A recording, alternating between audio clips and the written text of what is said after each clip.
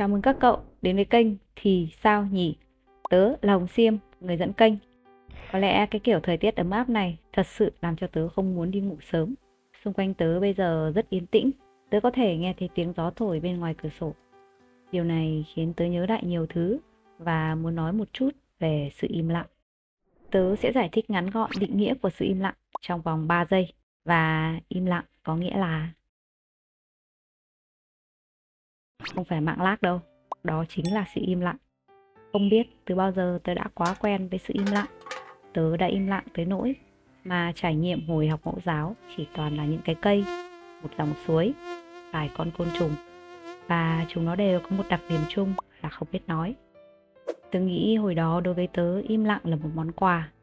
Trong sự im lặng ấy, tớ cất giữ mọi hình ảnh đẹp đẽ về thế giới này. Tớ cất giữ một buổi chiều nằm dài trên triền đồi, ngắm ánh nắng hoàng hôn đổ lên bụi cây xấu hổ nhỏ với mấy bông hoa màu tím tròn xoe. Khi tớ lớn hơn, sự im lặng lại mang một ý nghĩa khác.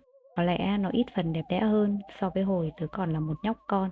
Có một lần thế này, tớ đang nằm chơi ở trên giường thì thằng em họ tớ nó leo lên cửa sổ rồi nhảy xuống giường. Xui thay đúng cái lúc tớ giơ chân lên, chưa kịp thấy chuyện gì xảy ra thì nó đã ôm mặt khóc, máu mũi thì chảy tóe loe. Một lúc sau bà nội với thím bế nó sang, mách bố tớ là tớ oánh nó phụt máu mũi. Và dù tớ có giải thích đến thế nào đi chăng nữa, bố tớ cũng chẳng chịu lắng nghe. Sau đó tớ chỉ còn nhớ chị gái tớ đã cõng tớ, em gái tớ thì chạy đằng sau lưng. Và cái kẹo mà tớ ăn hôm đó có vị nho. Vết roi ngày hôm ấy lằn tận 3 ngày hôm sau vẫn chưa tàn hết. Và nó cũng quất luôn tiếng nói của tớ đi. Nếu có điều gì đó khiến một đứa trẻ không thể chia sẻ, thứ nhất, cậu đã không hỏi. Thứ hai, nó không cảm thấy an toàn khi chia sẻ những điều đó với cậu. Và tớ lại may mắn nhận được cả hai thứ đó cùng một lúc.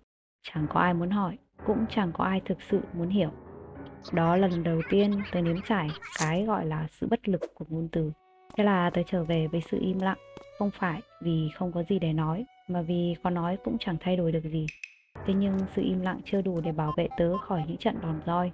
Và nói dối đã xuất hiện như một vị kích tinh. Hồi còn nhỏ tớ nghĩ những lời nói dối ấy là vô hại. Và hơn nữa nó còn giúp tớ bảo vệ cái mông của mình. Và thế là đủ. Nói dối giống như là phản xạ đến từ bản năng sinh tồn của tớ luôn. Cho đến rất lâu về sau này, nếu tớ nghiêm túc nói dối, sẽ không có nhiều người có thể nhận ra điều tớ vừa nói không phải là sự thật. Nói dối đã bảo vệ tuổi thơ của tớ không biết bao nhiêu lần khỏi những trận đòn roi hay những lời khiển trách. Đó là điều tớ không thể phủ nhận. Nói dối giữ cho tớ một bờ mông khỏe mạnh, và thứ nó mang đi là chính tớ. Việc nói dối lâu ngày sẽ khiến cậu mất đi khả năng tự nhìn nhận bản thân.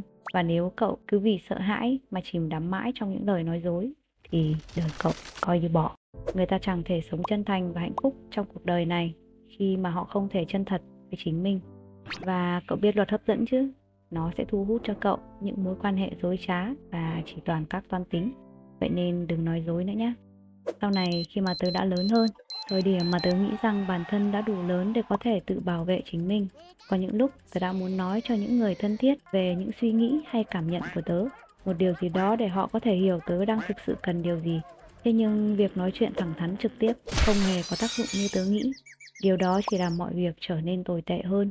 Mọi cảm xúc của đối phương cũng như của tớ bị đào xới, lộn tung phèo cả lên. Bọn tớ cứ đề cập hết lại những chuyện từ rất xa xưa, những chuyện rất nhỏ nhặt, thậm chí chả liên quan gì đến hiện tại, giống như mang ra để tính sổ một lần ấy. Và rõ ràng là chúng tớ đã không tìm được tiếng nói chung. Ở đó chỉ có những câu cãi vã, không ai chịu lắng nghe, chỉ có những người muốn nói. Vậy nên tớ đã kết thúc vấn đề trong sự im lặng. Một lần nữa tớ trải nghiệm cái gọi là sự bất lực của ngôn từ. Nhưng sự im lặng lần này của tớ có lẽ hơi khác so với lần trước một chút. Tớ im lặng vì tớ không muốn cãi vã thêm nữa. Những điều này sẽ không đi đến đâu và không giúp giải quyết được vấn đề gì cả. Nếu lần trước tớ bị ép phải im lặng, thì lần này tớ đã chủ động chọn lấy nó. Nhưng tớ lại tự hỏi, im lặng có làm tớ cảm thấy nhẹ lòng hơn không? Hay nó lại âm thầm chất thêm những suy nghĩ trong đầu tớ? Có phải tớ đang sử dụng sự im lặng như một cái hòm, cất giữ trong nó thật nhiều điều tồi tệ, để chờ đợi một ngày nào đó lại bùng nổ ra? Im lặng lần này có lẽ là cách mà tớ dùng để trốn tránh vấn đề. Và có lẽ không chỉ là trốn tránh. Tớ không nghĩ bản thân cần phải chịu đựng thêm bất kỳ tổn thương nào nữa. Hàng vạn câu hỏi được đặt ra, cuối cùng đưa mọi việc vào bế tắc. Tớ bắt đầu cảm thấy sợ hãi việc phải ở một mình, sợ hãi việc phải im lặng, bởi vì tớ chỉ có thể im mồm chứ tâm trí thì không. Có lẽ im lặng lúc bấy giờ chỉ mang lại cho tớ thêm sự bất an hoặc trống rỗng. Im lặng giống như một khoảng trống không thể kiểm soát. Khi không có âm thanh, không có sự phân tâm, tớ buộc phải đối diện với suy nghĩ của chính mình. Mà đương nhiên, những suy nghĩ đó không hề dễ chịu chút nào. Thế là tớ thử tìm tới những nơi náo nhiệt hơn. Tớ cần một thứ gì đó để lấp vào những khoảng trống này. Đó là những bộ phim dài tập, những trận game xuyên đêm, hay những buổi nhậu nhẹt đến tối muộn với mục đích chỉ để có thể đi vào giấc ngủ ngay lập tức sau khi đặt mình lên giường. Tớ đi tới nhiều nơi, gặp gỡ nhiều người, làm nhiều việc mà trước giờ tớ chưa bao giờ từng nghĩ tới. Đây là khoảng thời gian mà các mối quan hệ xã hội của tớ rộng lớn nhất kể từ khi tớ còn là một đứa trẻ cho đến tận bây giờ. Thế nhưng ở đây mọi người chỉ tìm đến nhau để có một khoảng thời gian vui vẻ, và đó là tất cả. Đến một ngày, tớ trở về nhà vào đêm khuya sau một buổi nhậu nhẹt, sau một màn cho chó ăn chè. Tớ tự nhìn bản thân ở trong gương và hỏi, mình thực sự muốn trở thành một người như thế này ư? Có vẻ như bây giờ tớ không chỉ tan nát ở bên trong, mà tớ còn thảm hại ra cả bên ngoài nữa. Có lẽ tớ nên tìm một cách khác. Và thế là tớ đã đến một nơi xa lạ, hạn chế các liên lạc cũ và sống cùng với nỗi buồn. Cuộc sống có vẻ ổn hơn, nó quanh quẩn với việc đi làm, ăn cơm, tắm giặt, đi ngủ. Khoảng thời gian này tớ thường tỉnh giấc vào khoảng 3 giờ sáng, và chỉ với sự im lặng là đủ để tớ có thể bật khóc.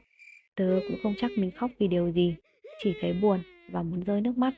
Sau đó một thời gian, tớ bắt đầu tìm đọc một vài quyển sách, xem mấy cái video nói về tổn thương, xem người ta phân tích và hướng dẫn cách chữa lành. Tớ cũng thử làm theo từ những điều rất khó tin, như việc đeo một cái vòng có thể xua đuổi sự đen đủi, cho đến những việc rất thực tế như trút bỏ suy nghĩ vào cuốn sổ nhật ký mỗi ngày. Ở nơi này tớ đã bắt gặp và rất tò mò với một khái niệm, nó được gọi là tình yêu vô điều kiện. Tớ đã mang khái niệm này vào trong sự im lặng của mình. Những vấn đề cũ dường như đều tiêu tan hết để nhường chỗ cho một vấn đề mới. Nếu những người đó họ không bao giờ lắng nghe, họ không bao giờ thay đổi, họ không bao giờ chấp nhận tớ như là chính tớ, liệu tớ còn có thể yêu thương họ được nữa hay không? Nếu họ thể hiện tình yêu thương với tớ thì thật dễ dàng để tớ biết rằng tớ yêu họ. Thế nhưng khi họ không yêu thương, tớ lại bối rối, tớ uất ức, tức giận, buồn bã và mang những điều đó trút ra ngoài. Nói với họ rằng tớ đang cảm thấy thế nào, tớ muốn điều gì. Và nếu họ không thực sự lắng nghe, họ có thể tìm những lý do để giải thích cho hành động của họ là đúng, thì tớ sẽ lại nhảy dựng lên và mọi chuyện sẽ trở thành một mớ bòng bong. Thế nếu họ không yêu tớ, liệu tớ có thể yêu họ được không? Có thể nào tồn tại một loại tình yêu cho đi mà không cần nhận lại? Tớ nhận ra thứ tình yêu mà tớ đang dành cho họ bao gồm cả yêu thương và ghét bỏ. Hai thứ này cứ thay nhau chiếm chỗ trong trái tim tớ. Tớ vừa yêu thương nhưng cũng đồng thời vừa ghét bỏ họ. Thế thì lý do của việc này là gì? Và tớ đã tìm thấy ngay tại chỗ này đây. Đó chính là sự tham lam. Họ không phải không yêu thương tớ, nhưng đó chỉ đơn giản không phải là thứ tình yêu mà tớ muốn. Có lẽ tớ muốn được yêu thương, được quan tâm theo một kiểu khác, và càng ngày càng mong muốn có được nhiều hơn nữa.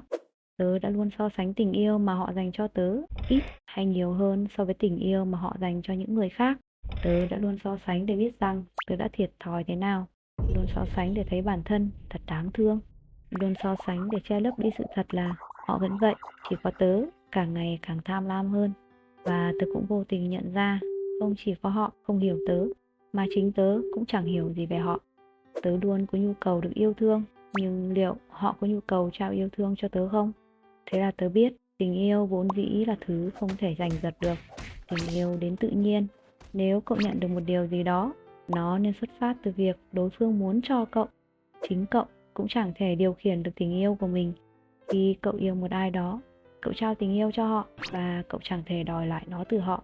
Nếu cậu có thể đòi lại, vậy hãy lấy lại tình yêu của cậu, mang nó đi và trao cho một người khác. Một người sẽ trao cho cậu tình yêu của họ ấy. Tại sao cậu vẫn còn ở đây níu kéo mối quan hệ này chứ? Cậu yêu một ai đó từ cái nhìn đầu tiên, cậu cũng có thể ghét ai đó từ cái nhìn đầu tiên.